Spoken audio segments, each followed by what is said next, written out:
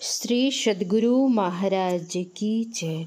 पुस्तक अपने गुरु की याद में, लेखक गुरु सेवी स्वामी भगीरथ दास जी महाराज।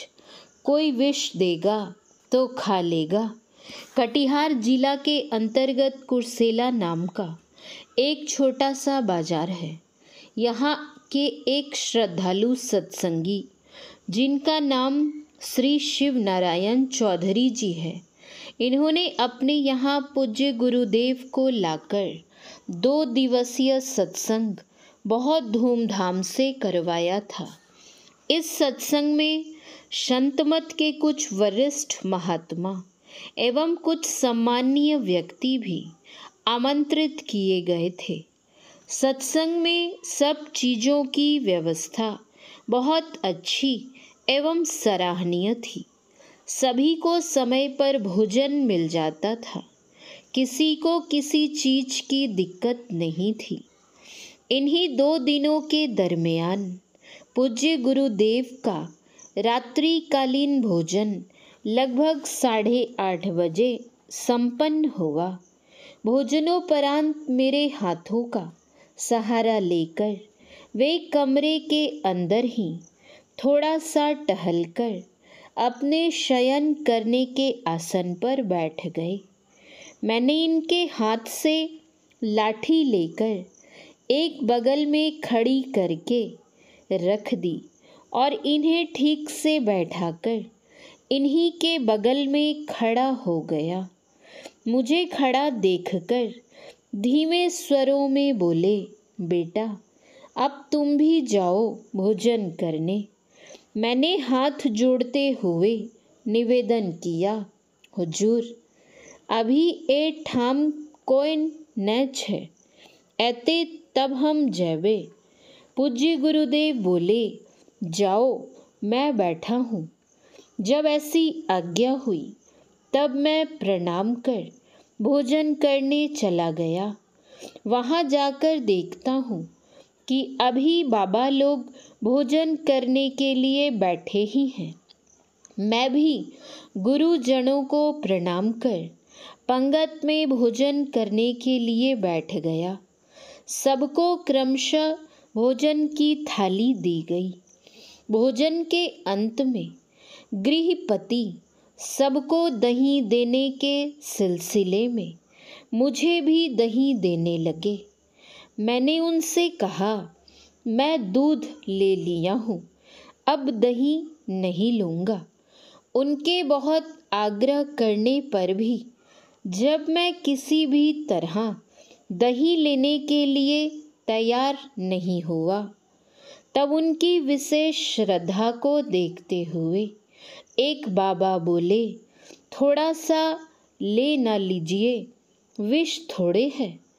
उनकी बातों को सुन मेरी इच्छा नहीं रहने पर भी गृहपति ने मेरी थाली में थोड़ा सा दही दे ही दिया।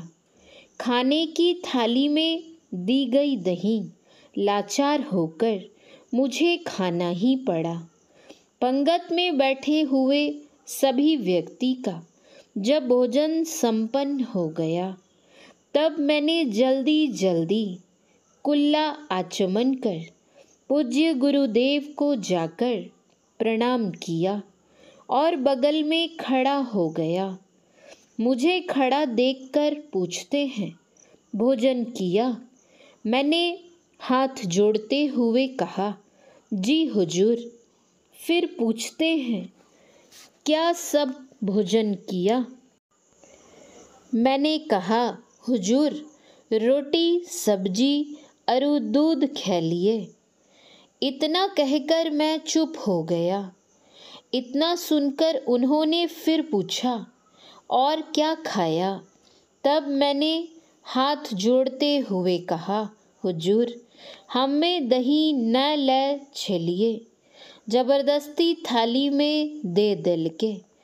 इतना सुनना था कि पूज्य गुरुदेव काफ़ी बिगड़ गए और जोर से डांटते हुए बोले, कोई विष देगा तो खा लेगा।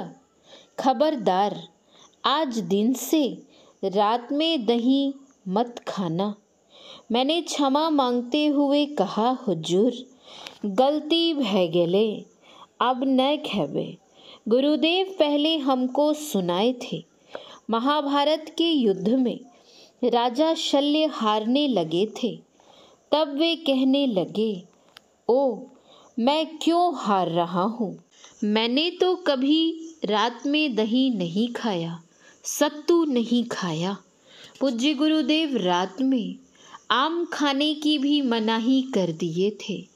इनका कहना था कि आम खाने से अधिक आलस्य आता है। श्री सद्गुरु महाराज की जय। सत्संग योग भाग 4 से गुरु महाराज की वाणी। स्थूल मंडल का एक शब्द जितना मीठा और सुरीला होगा, सूक्ष्म मंडल का वही शब्द उससे विशेष मीठा और सुरीला होगा। इसी तरह कारण और महाकारण मंडलों में जहाँ तक शब्द में विविधता हो सकती है, उस शब्द की मिठास और सुरीलापन उत्तरोत्तर अधिक होंगे। कैवल्य पद में शब्द की विविधता नहीं मानी जा सकती है, उसमें केवल एक ही निरुपाधिक आदि शब्द मानना युक्ति युक्त है, क्योंकि कैवल्य में विविधता असंभव है। शब्दातीत पद का मानना तथा इस पद तक पहुँचने के हेतु वर्णात्मक शब्द का जप, मानस ध्यान, दृष्टि योग और नादानुसंधान, इन चारों प्रकार के साधनों का मानना संत वानियों में मिलता है। अतएव संतमत में वर्णित चारों युक्ति युक्त साधनों की विधि अवश्य ही माननी पड़ती है। नादानुसंधान में पूर्णता के बिना परम प्रभु सर्वेश्वर का मिलना व पूर्ण आत्मज्ञान होना असंभव है। बिना गुरु भक्ति के शुरत शब्द योग द्वारा परम प्रभु सर्वेश्वर की भक्ति में पूर्ण होकर अपना परम कल्याण बना लेना असंभव है। कबीर पूरे गुरु बिना पूरा शीश न होए,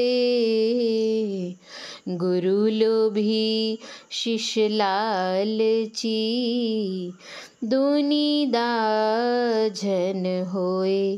कबीर साहब जब कभी पूरे और सच्चे सद्गुरु मिलेंगे, तभी उनके सहारे अपना परम कल्याण बनाने का काम समाप्त होगा।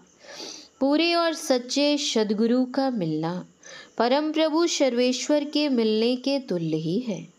जीवन काल में जिनकी सूरत सारे आवरणों को पार कर शब्दातीत पद में समाधि समय लीन होती है और पिंड में वरतने के समय उन्मुनी रहनी में रहकर सार शब्द में लगी रहती है, ऐसे जीवन मुक्त परम संत पुरुष पूरे और सच्चे सद्गुरु कहे जाते हैं।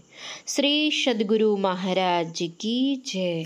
श्री सद्गुरु महाराज की जय।